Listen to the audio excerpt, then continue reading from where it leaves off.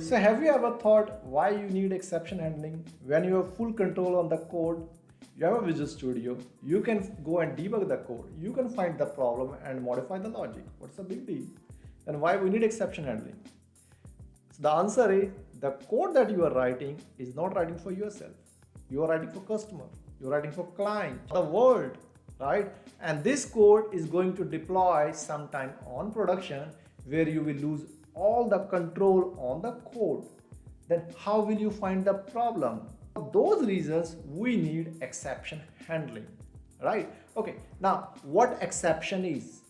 So the exception, if you wanted to understand exception in real world, treat the exception as a problem in our life, right? So our life is full of problems, same as our code. Our code is also full of problems. And I hope my manager or my boss or my client are not watching this video. Otherwise, they may fire me that my code is full of exception. God save me. Well, back to the topic. So we are going to talk about all the basic details of exception handling, right?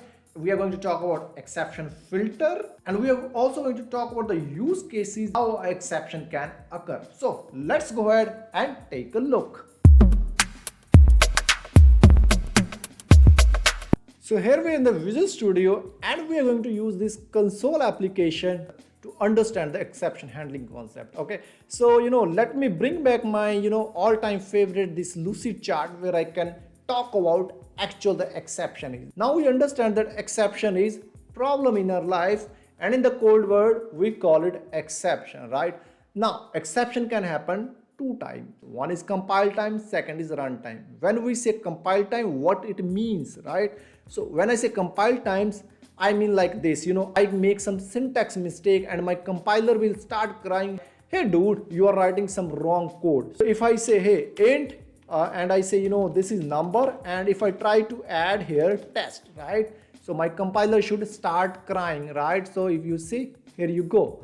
So it says, there's a red error message say, and if you try to build now, your compiler will start throwing error. And that is something called compile time error, compile time exception, right? So this is something compile time exception. Now, so compile time we can easily handle. So if there is any error compile time, you can go and fix the syntax. Let's go ahead and fix the syntax. It's number, let's add some number, and it should be happy, right? So now error gone. Here you go. So but problem is with runtime. So what runtime exception is? When your code is deployed or your code is running because of some logic issue, or user has added some wrong input, code was not expecting, maybe code was expecting integer, user has passed some string value, your application will crash, right? So that all those problems happen at the runtime. Now how we have to handle the runtime exception?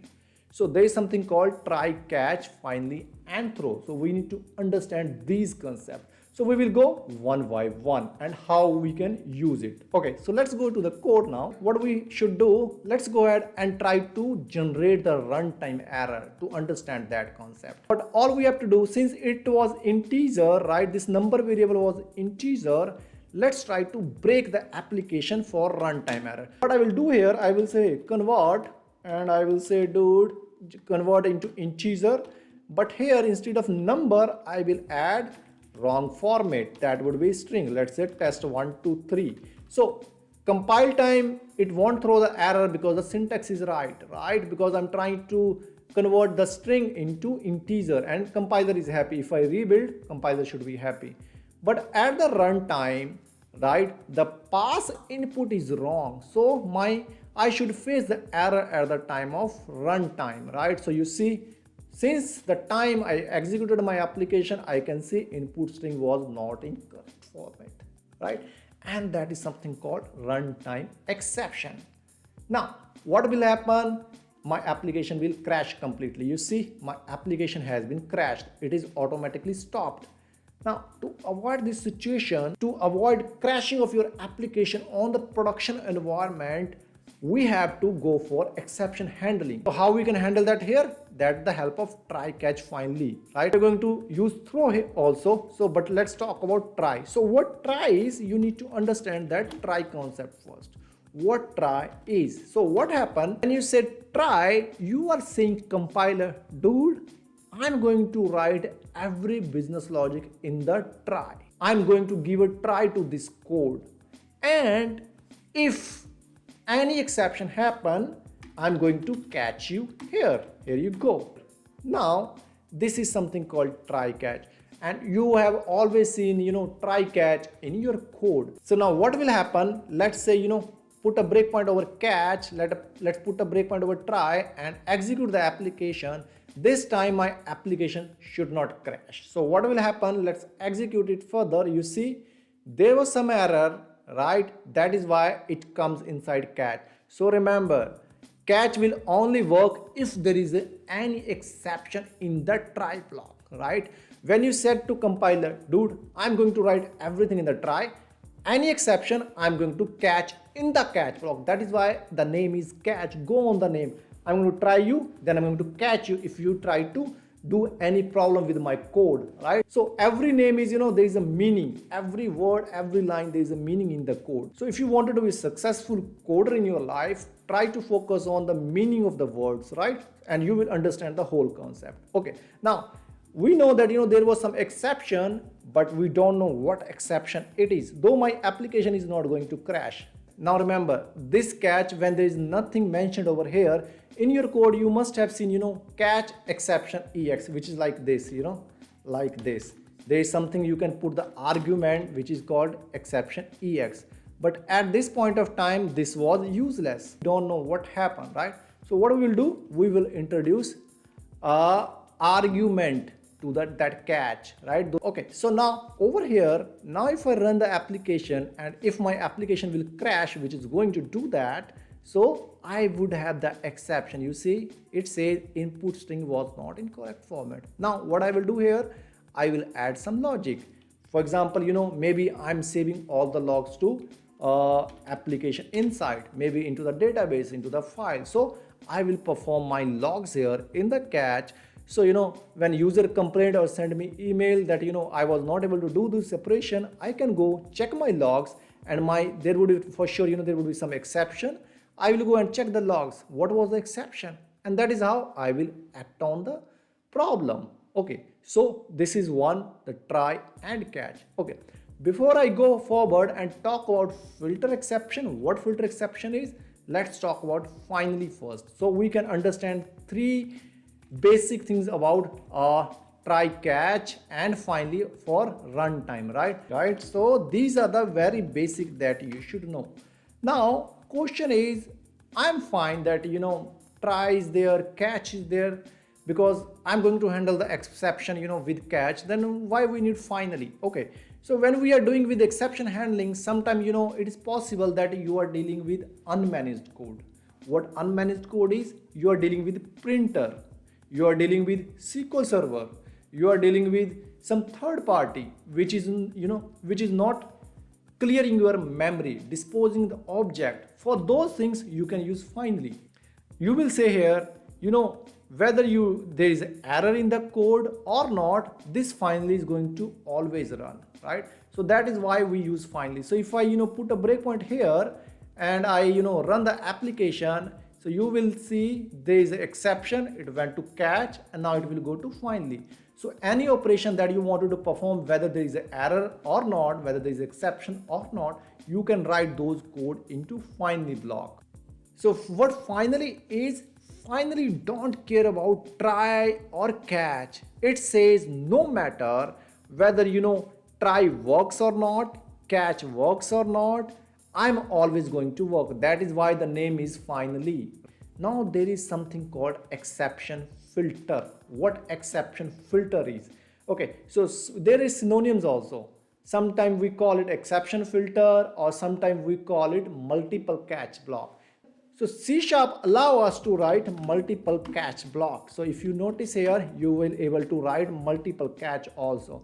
But this is not the right syntax because this parameterless catch is not allowed at the starting. You should always use parameterless catch over here, right? At the end of every catch, right? So you can use here, right? Okay, now what are the different catches that you can use. Microsoft provides lot of exception handling, and this exception handling is the superset. When you say exception, that is a superset of all the exception. Now let's talk about couple of more exception handling. So if I can show you what you need to do, let's say catch, and let's create one more argument over here, and what I will say divided by, yeah, here you say divided by zero exception. Now question is, when you will use this divided by zero exception? Let's say you are working on finance application. Let's say you are working on some mathematics application, and there is expected that there would be a exception of divided by zero exception. What is divided by zero exception is, let's say declare one integer and call it a is equal to 10, right? And try to divide it by 0. Let's comment this code, and I will say, hey, int and result number, right? And say here a should be divided by 0. Now now if you try to divide 10 by 0, you should have exception, right? So now if let's put a breakpoint, let's execute this application, you will see, okay, that is fine, let's go ahead, and you will see this application break, but we caught it here, right? In the catch divided by zero exception, not here. You see, not here, right? Okay, now let's comment this code, let's enable this code back, which was for this format error, if you remember. So what we will do, we will add more catch here. So if I can add here, instead of divided by zero exception, I will say, hey, format exception, here you go. So we have something called format exception. Now if I put a breakpoint here, and if I try to execute my application, I'm expecting, here you go, right? Not over here, because I knew my application may throw an exception, format exception. So I've handled here. So now what I will do, I will log those errors, right? That there was an error called format exception. Now question is, when there is exception in my code, which catch will get executed, right? At a time, there would be only one catch would get executed. We just saw, the kind of error this tries reproducing, it is transferring the code to this control, whether this or this, right? At a time, only one catch, right? So what will happen here now? If we know, if application throw divided by zero exception, like for this logic, it will come here. If the exception is related to format, it will come here. But other than these two exceptions, if there is any other exception, it will come here, right? So if I comment this code, right, and if I try to put a breakpoint again here, let me stop this application. Now you will see, since we are not handling this format exception, it will come here, which is in the super exception. So let's go here, and now you will see it is here. Here you go, right? So it is going to handle every exception. Okay. Now why I'm keep calling it super exception? Because every exception, other exception, whether it's a format exception, you will see it is inherited from system exception. Then further system exception is inherited from exception. And this is the same exception that we are using here, right? Similar for divided by zero exception also, right? This arithmetic exception for sure. If you go here, system exception, and if you go here, you will see exception. At the end, everything is being inherited by exception. That is why it is called as super exception.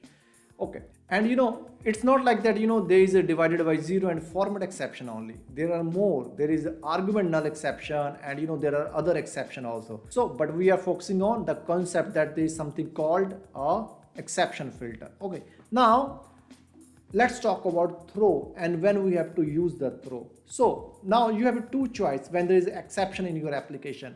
Either you throw the exception, right? When you say, hey, let's not write here, we have this code, so let's write in the this number over here, right, in the format. So now you have two choices. Either you log the exception somewhere, or you maybe throw the exception. When you say throw, you are actually crashing the application, right? So now let's see. Let's put a breakpoint here. Now you will see my application should crash. So here we are in the exception, right? This catch format exception. And now if I execute, you see this application is going to crash. Now if I put a one more, you get stopped, though there was console.read key, right? So that means my application get crashed, get shut down.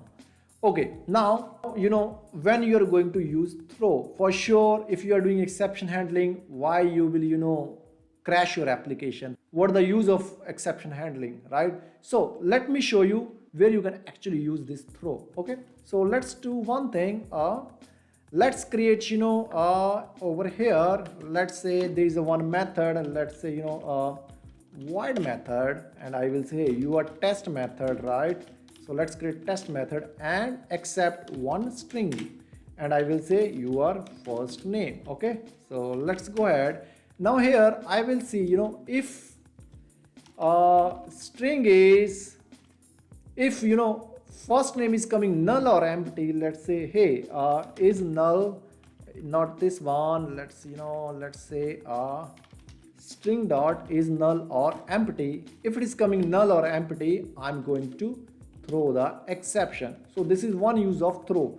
So I will say hey throw, what was happened? So this is argument, I will create a constructor of I will say hey argument null exception, right? So here you go. Either it could be just argument null exception, or maybe you can put some message also. You can say hey first name was null, right? So let's say null. So now if you try to call this method here over the try, let's just remove this code. We don't need this code now anymore. Let's paste it here, and over here I will pass string dot empty, because I wanted to throw the exception. So what will happen here? So let's see what it says. It says oh, it is static class, so we have to make it static. Let's make it static. Okay, here you go. Now it should throw the exception. Let's put a breakpoint here, here, right? So I'm passing empty. Let's run this application. Now let's see what will happen. So you see, I'm going to throw the exception here. If I go here, it will throw the exception, and you see I've come into the main exception, right? So here you go, this exception, and it says that value cannot be null parameter, first name was null, and this is the same that we have added, first name was null. So throw, one use case, you can use throw to throw the exception manually, right? So these exception that was happening before, those were system generated exception. This exception, like the validation was failed, the business logic was failed, so that is why you throw the exception, and you can use throw keyword to throw the business logic validation exception, right? So that is the point that we need to remember where we can use throw. Now what is the other use case of throw? What we can do to understand, let's create two methods first. What we will do here, we will say hey there are two methods, let's say void, and I will say first method, right? And here you go. So this is first method, and I will say try catch here. Now I'm going to show you that magic for the throw keyword, the power of throw keyword. Okay, so this is catch, let's say exception, and let's say ex, and let's say this, right? And what I will do here, I will create other method, and I will say second method. Now let's say second method. Okay, this is good. Okay, fine. Now first method is calling second method. Let's make it static, otherwise my static class won't be happy. So let's call over here, this is the second method. Okay, and this first method, let's call the first method over here. Let's remove this code, and let's call in the try. Let's remove this code actually to make some neat code. Okay, add semicolon here. Okay, what it says, because this is also not static, let's make it static. Okay, yeah, here you go, it should be happy now. Here it is happy. Now what we will do, we will say hey, we will try to generate exception in the second method. So let's say string, let's say test, let's say test is equal to null, right? So test is equal to null, and what we will try to do, we will say test is equal to 0. Since it was null, string was 0, like it was not even array, and we are trying to throw the exception manually. So let's say var, and let's say first variable, right? So it should be happy now, at least compiler is happy, but we will throw the exception. Now what I'm going to do, I will throw this. So now this thing is very important about the throw concept, right? The first concept we already know about throw, where we can use to throw manual exception. Now this is very important. So let's say throw, and now I will show you the difference between, so what will happen, if you add throw ex like this and without ex. So let's, first go with without ex. So let's throw this error here, and then let's throw the error here as well, and let's throw the error at the end. Let's, remove those exception which is we don't need, to make some our code clean. I don't need this exception filter anymore. I just need my super exception, right? So I'm going to throw it here as well. Okay, now let's see what will happen. Okay, so let's put a breakpoint over this exception also, and in the try block, this catch, try block, right? Over here also we already have here, right? Okay, we already added that before. Okay, now let's try to run this and let's see what will happen. Okay, so first method is being called and it is trying to call second method. So if I go there, it should, here you go, it went to second method. Now it should fail because we are trying to do something wrong. Here you go, it says object reference error, right? So it is in the exception part. Now I'm throwing the exception.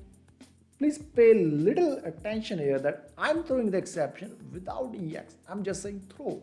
So let's go ahead and let's see what will happen. For sure there is error, that's fine. Now you see it went to parent method, right? The method of second method where it is being called in the first method. When you said throw, what we are doing, we are transferring the control to parent method. Now parent method, it will again, for sure give throw and error would be same object reference, right? So now what will happen? It has transferred control to its parent method. Okay, now if you will come here, you will see the exception, right? Now let's try to read the exception here. So the important thing that we should focus over here is something called stack trace. So this is more important here. It is giving you complete trace. That is why we are looking at the stack trace, right? So it said, the first call, it failed on line number 58, right? Where was the 58? I think it is the top. Let's close this and let's see where was the 58 number line, right? So it failed here, right? It's saying that second method was failed first. And then it should fail, on the first method, right? So let's look at the logs again, and that should be your stack trace. Here you go.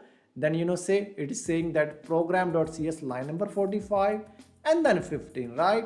So you have complete trace. It failed line number 15 and then it failed line number 45 and then it failed here, right? So it has given you complete trace. First failed here, second failed here, then third failed here.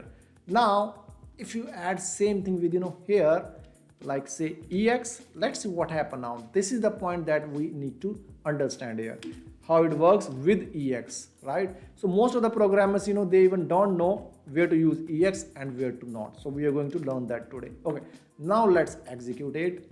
And now we will see the magic point. Okay, it went to first method.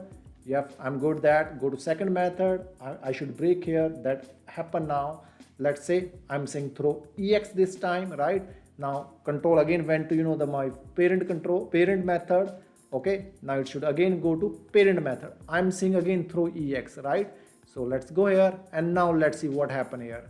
So I'm going to ex again and I'm going to that stack trace. Here you go. You see, before it has complete history, it has complete trace where the exactly issue was happened and how the method being traveled from this to that to that. But over here you lose the history. When you say throw ex, that means you are throwing here, right? You are not passing the complete trace to a parent. So only one level that it failed on line number 49 and 15. It remember only last method, right? The 15 number line is this and 49 line number is this. Right? We don't have the history for this method. That is why this is important. So when you wanted to keep the history, don't throw the ex, don't throw the exception, just use throw. So we should use throw carefully with EX or without EX. Okay, so these are the important things that we learned today. Now there is something called custom exception handling, but I'm not going to cover that today. We will cover that in a separate video. That concept itself need a full attention, right? So that's all for today video. I will see you in the next video.